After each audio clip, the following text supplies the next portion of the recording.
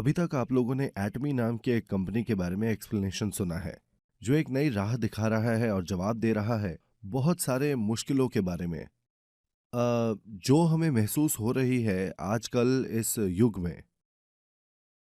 मैं कहना चाहता हूं कि यह जवाब कुछ ऐसा है जिसका आप सब लोग इंतजार कर रहे हैं। इससे फर्क नहीं पड़ता कि आप एटमी को पूरी तरह समझते हैं या नहीं। अगर आपकी मन की आवाज पॉजिटिव है तो बस इतना ही काफी है।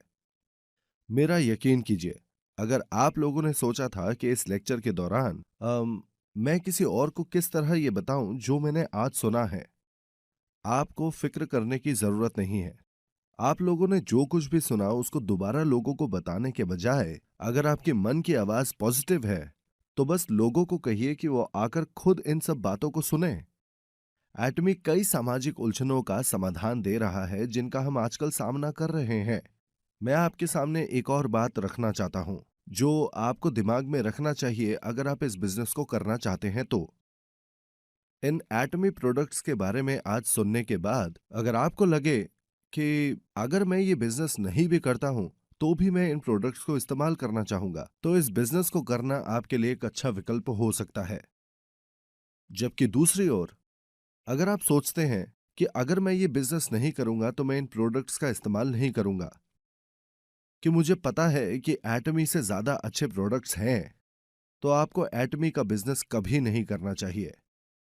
अगर आप करेंगे तो भी आप सफल नहीं होंगे। क्यों? क्योंकि हम सब की अंतरात्मा होती है। किसी चीज को बेचना जो हम इस्तेमाल नहीं करते हैं बहुत ही मुश्किल होगा। जिन लोगों ने फैसला लिया कि ये बिजनेस ना करने के बावजूद भी एटमी के प्रोडक्ट्स को इस्तेमाल करना ज्यादा फायदेमंद होगा उन प्रोडक्ट्स के मुकाबले जो मिलता है सुपरमार्केट, इंटरनेट शॉपिंग मॉल्स में या होम शॉपिंग नेटवर्क में, तो मैं आपको ये बिजनेस करने के लिए जरूर कहूंगा। एक बार आप अपना मन बना ले कि आपको ये बिजनेस करना है तो सफल होना ही आपका लक्ष्य होना चाहिए। अगर उस सफलता का मतलब है कि खाने के लिए पैसा कमाना है, तो ये असल सफलता नहीं है और आप अपना वक्त बर्बाद कर रहे हैं। आप वक्त बर्बाद मत कीजिए। आपको सफल होना चाहिए। सफलता की बात यह है कि आज दुनिया में बहुत ज्यादा सफल लोग नहीं हैं। आमतौर पर लोग जन्म से 30 साल की उम्र तक अलग अलग तरीके से तैयारियां करते हैं अपनी जिंदगी के लिए। किस तरह की तैयारियां? वो स्कूल जाते हैं। 30 साल से 60 साल तक लोग अच्छी कमाई वाली नौकरी करते हैं और आखिरकार 60 साल से 90 साल की उम्र तक लोगों की जिंदगी धुंधली होने लगती है। तो हम 30 साल तक स्कूल जाते हैं, 30 साल के लिए नौकरी करते हैं और आखिरी के 30 साल हमारी जिंदगी के आखिरी दिन होते हैं। ये पाया गया है कि 60 साल की उम्र में 30 साल तक पढ़ाई करने और नौकरी करने के बाद जनसंख्या के सिर्फ 1% लोग सक्सेसफुल हुए हैं। दूसरे शब्दों में उनकी जिंदगी अच्छी है। उनमें से 4% के पास पैसों की कमी नहीं है और वो खाने के लिए पैसा कमाने के बारे में नहीं सोचते हैं। ये लोग अमीर नहीं हैं, पर वो अपना जीवन चलाने के लिए दूसरों पर निर्भर नहीं होते। 10% लोग काम करते रहते हैं, हर महीने की तनख्वाह का इंतजार करते रहते हैं। उस जनसंख्या की 15% अब जीवित नहीं है। बाकी के बचे 70% ने अपनी जिंदगी के आखिरी के पल गुजारे बिना पैसों के और बिना नौकरी के। ये वाला स्टेटिस्टिक्स थोड़ा सा पुराना है और दूसरे किसी देश का है, तो आज की तारीख में यह हमारे लिए थोड़ा अजीब है। फिर भी अगर आप देखें, हर 100 में से एक इंसान अमीर होता है और जो लोग सिर्फ खाने के लिए पैसा कमाने के बारे में नहीं सोचते वो होंगे 20 में से एक। बाकी के 95% लोग वो लोग हैं जो जिंदगी भर कुछ कर नहीं सके। हमें इस बारे में बहुत गंभीर तरीके से सोचने की जरूरत है कि क्यों इतनी बड़ी तादाद में लोग इतनी पढ़ाई करने के बाद और नौकरी करने के बाद भी सफल नहीं हो पाए हैं अपनी जिंदगी में। एक बुद्धिमान इंसान जिसने इस चीज को देखा और समझा उसका नाम है कार्नेगी, अ, जिसका जन्म एक बहुत ही गरीब परिवार में हुआ था। वो स्टील का बादशाह बना और कार्नेगी फाउंडेशन बनाया उसने। उसका लोगों के ऊपर उपकार का कार्य आज भी उसके मरने के बाद कई लोगों की मदद कर रहा है। उसने बहुत ध्यान से सोचा कि क्या वो फिर से अमीर बन सकता है अगर वो पैदा होगा दोबारा एक गरीब परिवार में। जब एक गरीब अमीर बनता है तो किस्मत को श्रेय मिलता है। उसे यकीन था कि चाहे कितनी बार भी वो गरीबी में पैदा हो, वो फिर से हर बार अमीर बन जाएगा। कार्नेगी को ये महसूस हुआ कि जहां उसने सफल होने का खुफिया रास्ता ढूंढ लिया है, वहीं इतने लोग इतनी मेहनत के बाद भी विफल इसलिए हो गए हैं क्योंकि उन्हें सफल होने का तरीका नहीं पता है। उसे अपनी खोज पर पूरा विश्वास था। वो अपनी सफलता के रहस्य को लोगों के साथ शेयर करना चाहता था। अपनी मृत्यु से पहले वो चीज जिस पर उसने बहुत ज्यादा ध्यान दिया वो ये थी कि वो लोगों को सिखाना चाहता था कि सफल कैसे बनते हैं। वो सच में सफलता के रहस्य को लोगों के साथ शेयर करना चाहता था, जितने हो सके उतने लोगों के साथ। और ये उस प्रोजेक्ट का लक्ष्य बन गया जिस पर उसने 20 सालों तक काम किया। सच ये है कि सफलता के उसूलों को मनमानी तरीकों से स्थापित नहीं किया जा सकता। कार्नेगी की इच्छाओं ने बस ऐसे ही कुछ भी नहीं बना दिया था। ये उसूल पहले से ही मौजूद थे, उसने सिर्फ उन्हें खोजा और उन्हें उजागर किया। एक उसूल एक नियम है जिनसे हमेशा नियमित फल मिलता है। जब ए और बी को साथ में जोड़ा जाता है, उसका नतीजा हमेशा होना चाहिए सी। जब ए और बी को जोड़ा जाता है पर सी कभी कभार बदलता है तो ये उसूल नहीं है। एक उसूल का नतीजा हमेशा, जब हालात सही हो तो हमेशा नियमित होता है। उसूल पहले से ही तय कर लिए जाते हैं। स्टीवन कोवी ने इसकी खोज की और उसने इसे नाम दिया ट्रू नॉर्थ प्रिंसिपल का, क्योंकि नॉर्थ डायरेक्शन हमेशा फिक्स होता है। ऐसा नहीं है कि हम ये सोच सकते हैं कि ये दिशा नॉर्थ है या वो दिशा नॉर्थ है। ऐसा तो हो ही नहीं सकता है। ट्रू नॉर्थ पहले से ही प्री डिटरमाइंड और फिक्स्ड होता है और इसीलिए इसको कहा जाता है प्रकृति का नियम। उदाहरण के लिए, पानी हमेशा चलता है ऊपर से नीचे की ओर। कभी कभार इनको कहा जाता है खेती का नियम। प्रकृति का नियम या खेती का नियम सही तरह से पालन करना चाहिए एक अच्छी तरह की फसल पाने के लिए। जैसे कि कोरिया के वातावरण में चावल उगाने के लिए बीजों को स्प्रिंग सीजन में डालना चाहिए और पतझड़ में कटाई करनी चाहिए। आप कभी चावल की उगाई नहीं कर सकते अगर बीज पतझड़ में डालेंगे। सब कुछ करना होगा प्रकृति के नियम के अनुसार। इसी तरह सफलता के उसूल भी ऐसे ही हैं। वो पहले से तय हैं जिनका पालन करने पर लोगों को सफलता जरूर मिलेगी। आप प्रकृति के नियम का उल्लंघन करके या अपने रास्ते अलग जाकर कुछ नहीं कर पाएंगे। इसीलिए खोजे गए उसूलों को समझने के बाद और एक्सपर्ट्स और सफल लोगों के मानने के बाद हम में से ज्यादातर सफल हो सकते हैं, ठीक उस किसान की तरह। हाँ, कुछ बिल्कुल बर्बाद हो सकते हैं किसी अनदेखे अनजाने मुश्किलों की वजह से। वो 4% लोग शायद जो पाना चाहते थे उसको पूरी तरह से ना पा सके। फिर भी जब लोग खेती करते हैं ज्यादातर सफल हो जाते हैं क्योंकि वो प्रकृति के नियमों का पालन करते हैं। जीवन को जीने के लिए भी यही लागू होता है। जब तक आप इन उसूलों को मानते रहेंगे, यहां आए 90% लोग सफल हो सकते हैं। ये सच में बहुत ज्यादा मुश्किल नहीं है, ये खेती की तरह ही आसान है। वो पहली चीज क्या है जो एक किसान करता है? जो सबसे पहली चीज एक किसान करता है वो ये है कि वो ये सोचता है कि वो कौन सी चीज की और कितनी खेती करेगा। अगर वो फैसला करता है कि वो 10,000 किलो चावल उगाएगा, वो जमीन खरीदने की प्लानिंग करेगा या बीज प्लान के हिसाब से जो उसने अपने दिमाग में सोचा है। जो भी प्लान उसके दिमाग में है उससे फैसला होगा कि वो किस तरह से काम करेगा, जैसे कि जमीन खरीदना, अलग अलग बीज, अलग तरह के मशीन और उसे कितने वर्करों की जरूरत पड़ेगी। अगर एक किसान अपने दिमाग में ये प्लानिंग करता है कि उसे 2000 किलो की मूंगफली उगानी है, मूंगफली के कितने बीज और कितनी बड़ी जगह उसे चाहिए, इसका फैसला होगा उसके 2000 किलो के मूंगफली उगाने के लक्ष्य से। इसीलिए मैं चाहता हूं कि आप सोचें एक प्लान के बारे में अपनी जिंदगी में खेती करने के लिए। आपकी खेती किस तरह की दिखनी चाहिए? इसी तरह किस तरह की आपकी जिंदगी दिखनी चाहिए आज से 3 से 5 साल बाद? उसका फैसला होना चाहिए आपके सोच में ठीक अभी। सिर्फ जब 10,000 किलो की चावल की बात किसान के दिमाग में आती है, इससे पहले कि वो पतझड़ में स्टोरेज में जाए, सिर्फ तभी पूरे साल की खेती आखिरकार उसके स्टोरेज में जाएगी। यही वजह है कि मैं इतना जोर दे रहा हूं कि आपके दिमाग में अपनी साफ छवि होनी चाहिए और उस दिशा की जिसकी तरफ आपकी जिंदगी जाएगी 3, 5 या 10 सालों में, यहां तक कि आपके जिंदगी के आखिरी पलों में भी। हालांकि ये थोड़ा पेचीदा है। ये पेचीदा क्यों है? क्योंकि इंसान काफी पेचीदा होते हैं। मैं आपको दिखाता हूं कि हम किस चीज से बने हैं। इंसानों का शरीर होता है, हम उसे कहते हैं फ्लैश। अगला, हमारे अंदर कुछ है जिसे हम आत्मा कहते हैं, और एक अंतरात्मा भी है। और आखिरकार हम वातावरण से घिरे हुए हैं। मतलब, इंसान इन तत्वों से बना हुआ है और इन सभी तत्वों की जरूरतें अलग अलग होती हैं। असल सफलता को तृप्त करना चाहिए इन सारे तत्वों की जरूरतों को एक समान तरीके से। सीधी बात यह है कि जब ये सारी अवस्थाएं एक समान तरह से संतुष्ट होती हैं, आप एक असल में सफल जिंदगी पा सकते हैं। दिलचस्प बात यह है कि ये सारे तत्व एक दूसरे से अलग थलग नहीं हैं, बल्कि एक दूसरे से मिली हुई और एक दूसरे से जुड़ी हुई हैं। सबसे पहले, फ्लैश। फ्लैश अच्छे से जीने के लिए। आत्मा। आत्मा प्यार करने के लिए।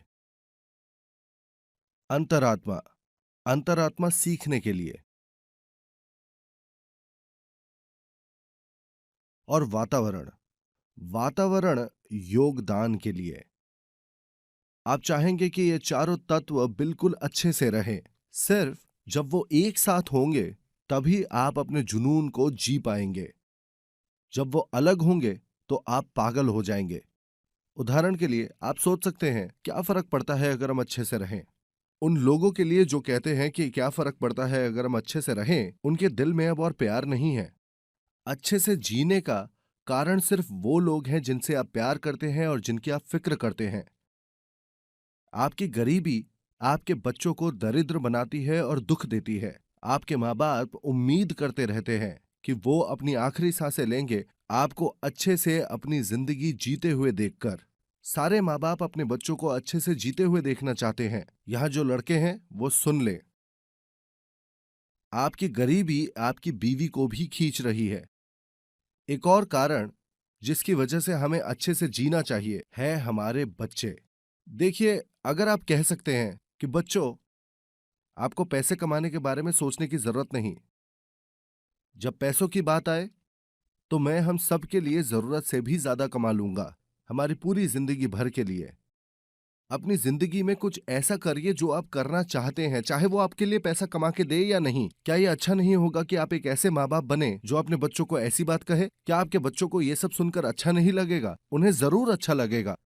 आपके बेचारे बच्चे ऐसी नौकरियां कर रहे हैं जिसमें रिटायरमेंट की भी गारंटी नहीं है। इसी वजह से आपको अपनी पुरानी सोच बदलने की जरूरत है और इंसानों की तरह जीना शुरू करना चाहिए। इस अंतरात्मा से सीख के जरिए आप समझ जाएंगे कि आपको अपनी जिंदगी सुधारने की जरूरत है और अपने आसपास के जरूरतमंदों से अवगत हो जाएंगे। मैं टीवी देखते वक्त काफी बार रो पड़ता हूँ। मेरे बच्चे कई बार जब मैं टीवी देखता हूँ तो मुझे रोता हुआ देखते हैं। ज्यादा पुरानी बात नहीं है। मैं एक प्रोग्राम देख रहा था टीवी पर जिसमें अफ्रीका के सूडानीज बच्चों को दिखाया जा रहा था, भूखे, जिनके पास पीने के लिए पानी तक नहीं था। मुझे बहुत ज्यादा निराशा महसूस हुई क्योंकि मैं उस वक्त किसी तरह की मदद नहीं कर पाया। इस वक्त भी वो बच्चे मर रहे हैं हर घंटे, और मेरे दिल में जबरदस्त इच्छा है कि वो बच्चे जिंदा रहे उस दिन तक जब तक मैं आखिरकार उन तक जा पाऊं। मेरी इतनी ज्यादा इच्छा है कि मैं मदद का हाथ बढ़ाऊं उन बच्चों की तरफ। आपको शायद महसूस ना हो, पर इतने सारे लोग हैं जिनको जरूरत है। तो आखिरकार आपकी योगदान करने की इच्छा आपको सफलता की तरफ ले जाएगी इस कंपनी के साथ। आखिरकार जो सबसे ज्यादा मायने रखती है वो ये है कि आपके दिमाग में क्या है, क्या नजरिया है आपका अपनी जिंदगी की तरफ। आपको इन चारों तत्वों की जरूरत है ताकि आप अपनी नई जिंदगी डिजाइन कर सकें। इसे कहना करने से ज्यादा आसान है। ये इतना आसान नहीं है क्योंकि हमारी जिंदगियां इतनी आसान नहीं है। वैसे भी आपको अपनी जिंदगी को इतना आसान नहीं समझना चाहिए। ऐसे भी लोग हैं जो अपनी जिंदगी को बहुत साधारण तरह से जीते हैं। लोग ऐसे हैं जो शिकायत करते हैं हमारा कॉम्पनसेशन सिस्टम पेचीदा है। उन्हें संतुलित जीवन से कोई लेना देना नहीं है, उन्हें सिर्फ फिक्र है कि वो कितनी जल्दी अमीर बन जाएंगे। ऐसे लोग हैं और मैं अभी ऐसे 3 लोग वहां देख सकता हूँ। मैं आपको बताता हूँ ऐसे लोगों में जिनको घृणा है पेचीदा चीजों से, उनके अंदर क्या समानता है। वो सब पॉपर्स हैं। पैसा आता है जहां चीजें पेचीदा होती हैं। आसान जगहों पर जो पैसा है वो दूसरे लोग ले लेते हैं तो आपके लिए कुछ बचता ही नहीं है। इसीलिए आपको सोचने की जरूरत है कुछ एडवांस तरीके से। हमें जबरदस्त तोहफा मिला है इस सोचने की शक्ति का। क्या आपको कोई आइडिया है कि एटम किस तरह बना था? ये किस चीज से बना था? हम्म ये सिर्फ एक सोच से तैयार हुआ था। 17 लोग और एक प्रेसिडेंट आया एक टूटी पुरानी मिनी वैन में, और उसके पास सिर्फ 2 लोग काम करने वाले थे। एक प्रेसिडेंट था और एक वाइस प्रेसिडेंट, और सिर्फ 2 एम्प्लॉइज के साथ भी वो अपने आप को प्रेसिडेंट बुला रहा था। ऐसा क्यों? मुझे शुरुआत से ही मालूम था कि मैं प्रेसिडेंशियल आदमी हूं। मैं शुरुआत से ही प्रेसिडेंट और सीईओ रहा हूं। लेकिन मेरे दिमाग में यह बात साफ थी। मेरा यह लक्ष्य था कि एक वर्ल्ड क्लास डिस्ट्रीब्यूटिंग कंपनी बनाऊंगा, और मैंने साफ दिल के साथ सारे उसूलों का पालन किया। ऐसी कोई वजह ही नहीं थी कि जिससे मैं सफल या बड़ा आदमी ना बन सकूं। फिर से मैं आप लोगों को एक फिल्म बनाने के लिए कह रहा हूं, अपने दिमाग में उस जिंदगी की जो आप जीना चाहते हैं। आपको एक फॉर्म दिया जाएगा या एक टेम्पलेट जिसका नाम होगा so and so life scenario. ये आपको दिया जाएगा और आप इसे लिखेंगे आज रात। उसको भरने के बाद उसे कल आकर जमा कर दें। जिन्होंने पिछले महीने लिखा था इस महीने एक नया लिखें। क्यों? आपकी पिक्चर बदल रही है दिन ब दिन। चीजें बदलती हैं, इसलिए आपको हर महीने एक नया लिखना चाहिए। टेम्पलेट इस तरह से दिखता है। एक बड़ा सा सर्कल है इस तरह का,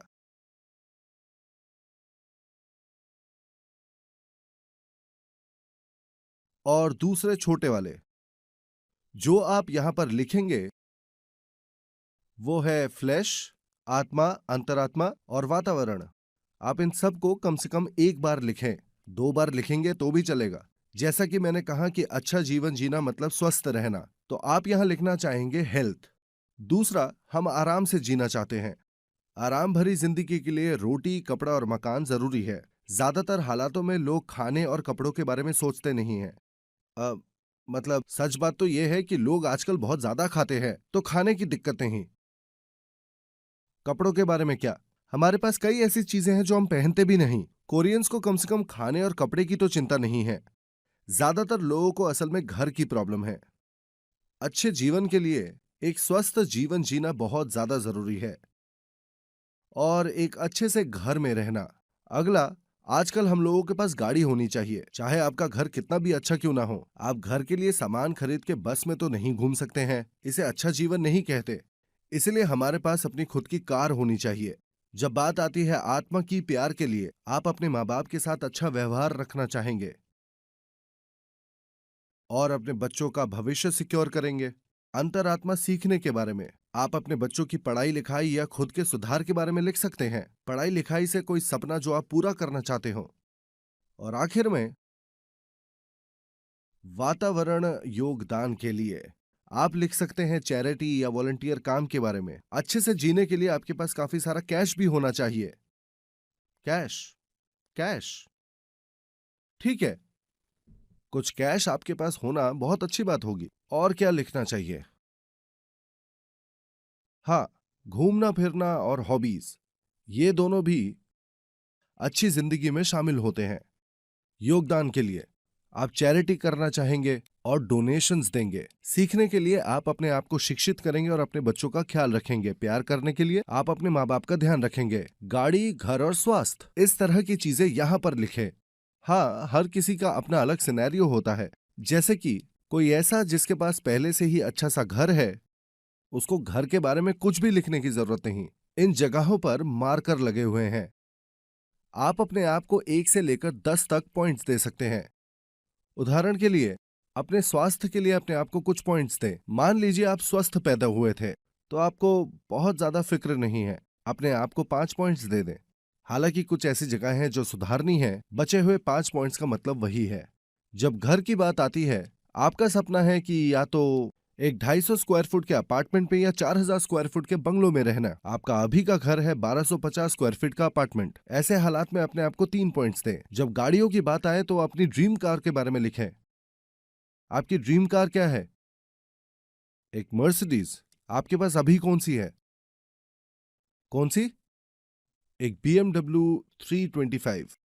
अगर ऐसा है, आपके पास अभी जो है उससे आपको काफी संतुष्ट होना चाहिए। 325 एक बहुत अच्छी गाड़ी है ना? अपने माँ बाप के बारे में सोचना। मुझे नहीं लगता आपने ज्यादा कुछ किया होगा। आप अपनी गाड़ी खरीदने में बिजी होंगे। आपके बच्चों की पढ़ाई लिखाई, अभी तक वो अच्छे रहे हैं। आप शायद ही चैरिटी वर्क करते हैं और कैश है जीरो।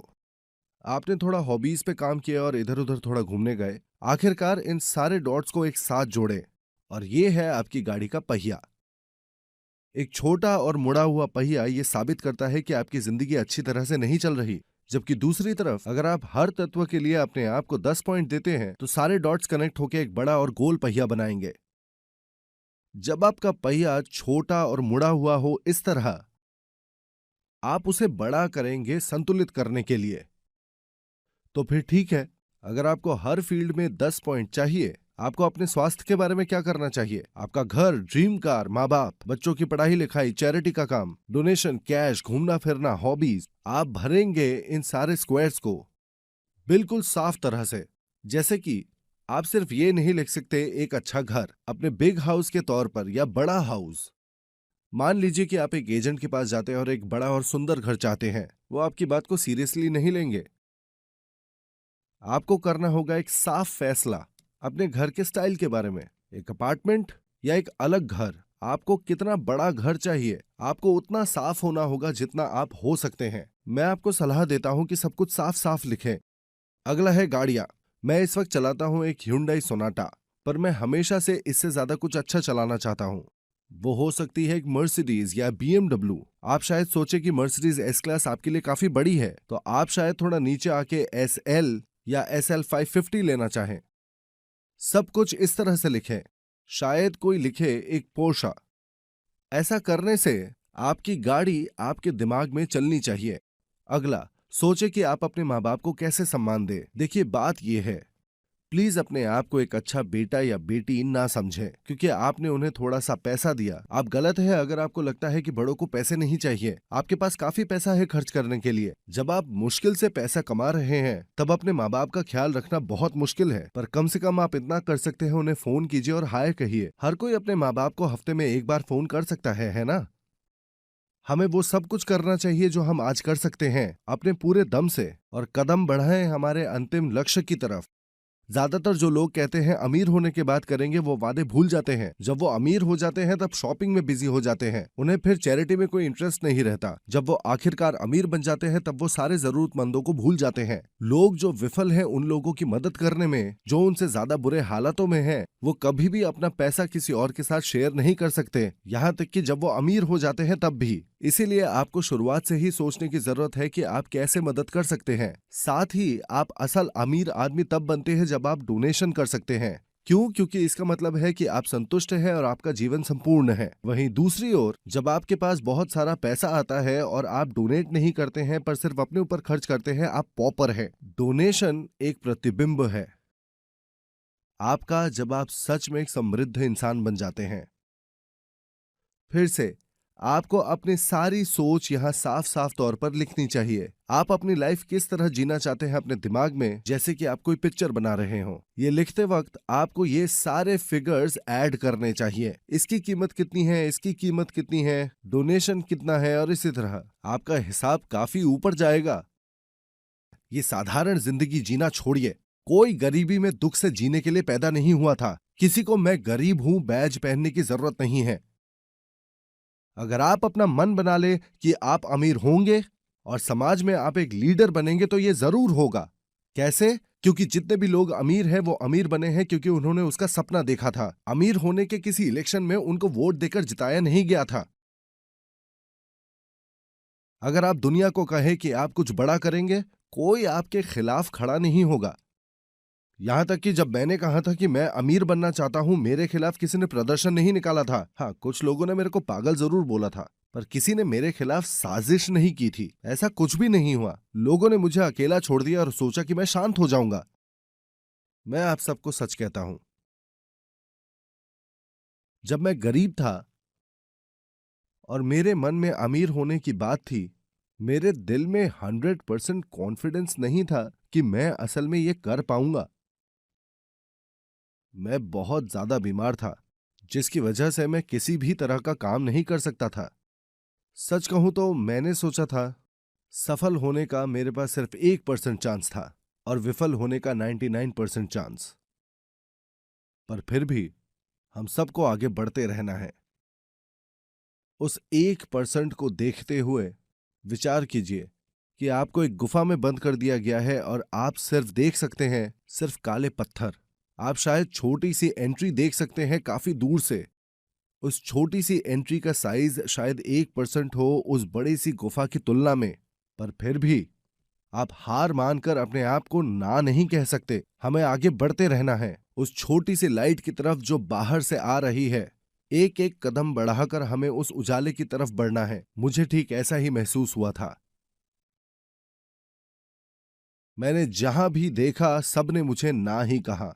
मैंने अपने आप को यह भी कहा कि शायद मैं ये नहीं कर सकता, पर फिर भी आपको सोचना चाहिए कि आप कर सकते हैं।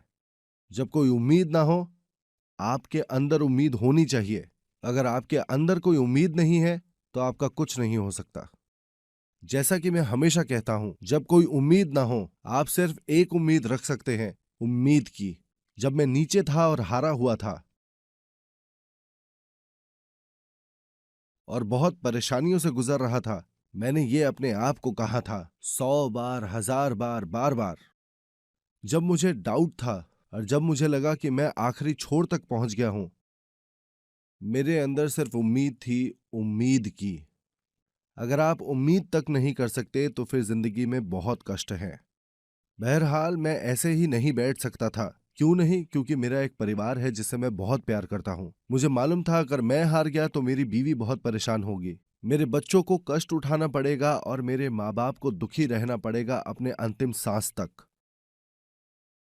मेरे प्यार भरे परिवार के सदस्यों के लिए मैं सिर्फ ये नहीं कह सकता था कि मैं हार मान गया। मैंने सीखा कि प्यार करने के लिए आपको एक अच्छी जिंदगी जीनी होगी। मैंने 1 साल तक मनाने के बाद अपनी जिंदगी के प्यार से शादी करी। हम लोग काफी अच्छे से रहे हैं जब तक मेरा बिजनेस खत्म नहीं हुआ था। वो मुश्किल वक्त चलता रहा, 1 साल, 2 साल, 3 साल। मेरे बीवी के कमाए गए पैसों से घर चलता था।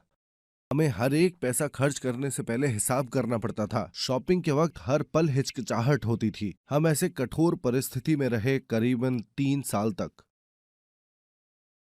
और इससे और ज्यादा झगड़े बढ़ गए। हम लोग झगड़ालू कपल थे ही नहीं कभी। एक बार ठंडी के दिन में मैं घर में आया और घर बिल्कुल ठंडा हो रहा था, तो मैंने अपनी बीवी से कहा कि हनी हीटर चला दो, गरीबी में पैसा बचाकर हम क्या करेंगे। फिर मेरी बीवी ऑफेंसिव मोड में चली गई। उसने कहा, तुम्हें क्या लगता है कि मुझे ठंड नहीं लग रही और मैं नहीं चाहती कि हीटर को चला दूं? अगर तुम कमा रहे होते तो हमारा घर जम नहीं रहा होता। तुम्हारे छोटे छोटे पैसों से हम इस ठंड में आज जम रहे हैं। मुझे बहुत बड़ा लेक्चर सुनने को मिला, पर मर्द ज्यादा सोचते नहीं हैं। मैंने कहा, जब आप गरीब हैं तो आपको पैसे बचाने की जरूरत नहीं है, बल्कि आप जितना हो सके उतना खर्च कीजिए, क्योंकि आप वैसे भी बहुत कम खर्च कर पाएंगे। मैंने उन्हें बहुत ज्यादा गुस्सा दिला दिया था सच में। हमारे झगड़े और भी ज्यादा बढ़ गए और एक दिन उसने आखिरकार मुझसे कहा, सुनिए, हमारे बच्चे हाई स्कूल पास करने के बाद मुझे डिवोर्स चाहिए। बात यह है कि वो अपनी जबान की पक्की है। मैंने उसे वो बोलते हुए सुना और मैं टूट गया। मैंने उसके पांव पकड़ लिए। मैं एक बच्चे की तरह रोता रहा। माय लव, प्लीज नहीं जाओ, मैं तुम्हारे बिना नहीं रह सकता। पैसों की कमी हमारे प्यार का टेस्ट लेती है। क्योंकि आप प्यार करने लायक होना चाहते हैं और अपने अपनों का ख्याल रखना चाहते हैं पूरे दिल से। आपको और ज्यादा एक अच्छी जिंदगी के बारे में सोचना चाहिए। इतना खूबसूरत प्यार पाने के लिए आपको दृढ़ होना चाहिए कि आपकी जिंदगी बहुत अच्छी होगी। डिटेल एक्शन प्लान्स बनाना शुरू कर दीजिए और काम कीजिए उन्हें पूरा करने के लिए। सच में, अगर मैंने उन दिनों हार मान ली होती तो मेरी बीवी का क्या होता? हो सकता था कि वो बिल्कुल ठीक होती, पर ज्यादातर चांसेस ये हैं कि उसकी जिंदगी आज की तारीख में बहुत खराब होती। वो अपने आखिरी के साल बिताती गरीब, बीमार और जिसके पास कुछ नहीं है इस तरह। ये कुछ ऐसा है जो मैं किसी भी सूरत में उसके साथ होने नहीं देना चाहता था। अगर ऐसा होने का 1% चांस भी होता तो मैं सब कुछ गवा बैठता उसको बचाने के लिए। पर असल में जब मैं किसी तरह जूझ रहा था उस उम्मीद के एक धागे को पकड़कर और धीरे धीरे आगे बढ़ रहा था उस गुफा में, उस छोटे से उजाले की तरफ, गुफा के आखिरी छोर में वो उजाला धीरे धीरे बड़ा होने लगा और जब मैं आखिरकार उस गुफा से निकला तो पूरी दुनिया चमक रही थी मेरे लिए। अगर आप अपने अंदर बंधे हुए महसूस करें तो भी अपने दुख और दर्द के साथ, और अगर ऐसा कुछ वक्त के लिए है तो भी आप अब यहां हैं सक्सेस एकेडमी में। अगर आपको लगा किसी तरह की रोशनी है कि शायद आपके लिए उजाला दूसरी तरफ इंतजार कर रहा हो, आपने हिम्मत करके जिंदगी में उम्मीद जगाई है और एक संभावना देखी है अपने सपनों को सच करने की, आपको उस छोटी सी रोशनी को पकड़ के रखना पड़ेगा कि जैसे आपकी जिंदगी उस पर निर्भर करती हो। फिर आखिर में आप देखेंगे अपने सपनों को पूरा होते हुए। सच यह है कि कोई भी चीज 100% गारंटी के साथ नहीं होती। अगर 100 में से एक की भी संभावना हो, आपको इस 1% के साथ जुड़े रहना है और उसे बदलना है 2%, 5%, 10%, 50% और आखिरकार 100% तक। जो भी सफल हुए हैं सबने इसी तरह से किया है। आखिरकार सफल होने के बाद आप गर्व के साथ पूरी दुनिया को अनाउंस कर सकते हैं कि आपने सारी मुश्किलों को पार करके भी अपने लक्ष्य को पाया है। हर विजेता का एक बुरा अतीत रहा है। जितना ज्यादा उनका अतीत बुरा रहा है उतना ज्यादा उनकी सफलता चमकेगी। इस वक्त आप इतने बुरे हालातों से इसलिए गुजर रहे हैं क्योंकि आपको आगे चलकर आखिरकार सफलता मिलेगी। तब आप दुनिया को कह सकते हैं कि चाहे सबने मुझे उठाकर फेंक दिया था, बाहर सबसे मुश्किल हालातों में आपने अपने आप को उठाया और आप वापस आए। आपकी मुश्किलें और परेशानियां आधार बनेगी आपके आगे के स्पीच के लिए जो आप सफल होने के बाद देंगे। तब भी जब मैं अपनी पुरानी टूटी मिनीवैन चला रहा था, मैंने सोचा था कि ये मिनीवैन का वक्त खत्म होने को आया है। पीछे पलटकर वो जो मिनीवैन मैं चलाता था, मैंने अपने हालातों की जिम्मेदारी ली और घोषणा करी कि मैं मर्सिडीज दूंगा। एक तरह से ये पूरी तरह का सपना था। जिन्होंने उस सपने के ऊपर विश्वास किया और मेरे पीछे चले वो भी सपने देखते थे। आपको अपना सपना सच करना चाहिए। क्यों? क्योंकि आपकी सफलता आपके अपनों के लिए लाभकारी है। आपको उसे सच करना ही होगा। विश्वास कीजिए, इतनी सारी चीजें हैं जिनको आप ठीक कर सकते हैं एक संतुलित जीवन को पाने के लिए जो आप हमेशा से जीना चाहते थे। फिर से उस तरह की जिंदगी के लिए जरूरी बदलाव के लिए सबसे पहले तो वो छवि आपके दिमाग में होनी चाहिए। आपको उस जीवन के बारे में अपने दिमाग में सोचना चाहिए। अपनी एक पिक्चर बनाइए जिसमें आप अपने ड्रीम हाउस में रह रहे हैं, अपनी ड्रीम कार चला रहे हैं, अपने बच्चों की सारी जरूरतें पूरी कर रहे हैं, अपने माँ बाप को आप हर तरह से सपोर्ट कर रहे हैं, चैरिटी का काम कर रहे हैं, जरूरतमंदों को डोनेट कर रहे हैं और अपनी ड्रीम जगहों पर घूमने जा रहे हैं। अपनी एक नई छवि बनाइए जो इस पिक्चर में अपने सपने को जी रहा हो। उस फिल्म के लिए एक स्क्रिप्ट लिखिए, ऐसा सिनेरियो लिखिए अपने सपने के जीवन के लिए और उस फिल्म के लिए कैमरा चलाइए। इस पिक्चर की अच्छी बात क्या है कि आप इसकी स्टोरी, सेटिंग और प्लॉट बदल सकते हैं। वो कैसे? आप सिनेरियो राइटर हैं, डायरेक्टर हैं और एक्टर भी हैं। जिस तरह की मूवी आप लिखेंगे उसी के आधार पर आपकी जिंदगी आकार लेगी। मानिए या ना मानिए, इसमें बहुत ज्यादा वक्त नहीं लगेगा। आप अंदाजा लगा सकते हैं 3 से 5 साल का। जब तक आपके अंदर ठोस दृढ़ता है सफल होने का, आप स्क्रैच से शुरुआत कर सकते हैं, बिल्कुल नीचे से। और वो लोग जो इससे गुजर चुके हैं, किसी को भी हेड स्टार्ट नहीं मिला और मुझे बिल्कुल भी डाउट नहीं है कि आप लोग कर सकते हैं। मैं आपको जल्दी से दिखाता हूं कुछ उदाहरण जो आपके सीनियर्स ने लिखे। इस तरह से इन्होंने इसे भरा है। उन्होंने अपनी असेसमेंट और फ्यूचर प्लानिंग की है डिटेल में, स्वास्थ्य के बारे में, ट्रैवल के बारे में, कैश के बारे में, बच्चों के बारे में, चैरिटी वर्क, अपने माँ बाप का ध्यान रखना और भी बहुत कुछ। आपको भी जितना हो सके उतना विस्तार में लिखना है। इसमें प्रैक्टिकल फिगर्स लिखे ताकि आपको साफ साफ पता रहे कि अपनी ड्रीम लाइफ आपने कैसे प्लान करनी है। इस सिनेरियो के बाद आपको एक और टेम्पलेट लिखना है कि आप उसको पूरा करने के लिए क्या करेंगे। देखिए ये है वो। इस फॉर्म में आप लिख सकते हैं कब आप एक सेल्स मास्टर बनेंगे, एटसेट्रा। इस तरह से आपको अपना टेम्पलेट भरना है। इसके साथ ही मैं चाहता हूं आप एक इम्प्लीमेंटेशन प्लान के साथ आए, विस्तार से आपके अपना एक्शन प्लान और लक्ष्य। जैसे कि मैं कोशिश करूंगा कि मैं 1 या 2 नए लोगों को लेकर आऊंगा वीकली 1 डे सेमिनार में, जो हर थर्सडे को मेरे लोकल एरिया में होता है। मैं ये करके रहूंगा चाहे जो भी हो जाए। आपको अपना एक्शन प्लान इस तरह से बनाना चाहिए और फिर उसे फॉलो कीजिए। आज रात आप अपनी ड्रीम लाइफ बनाने जा रहे हैं अपने दिमाग में और उसे लिखेंगे आप। आपका एक्शन प्लान अपने पूरे दिल से। प्लीज कल अपने लाइफ सिनेरियोस जमा कर दीजिएगा और हमारे पास कुछ वक्त होगा उसे सुनने का।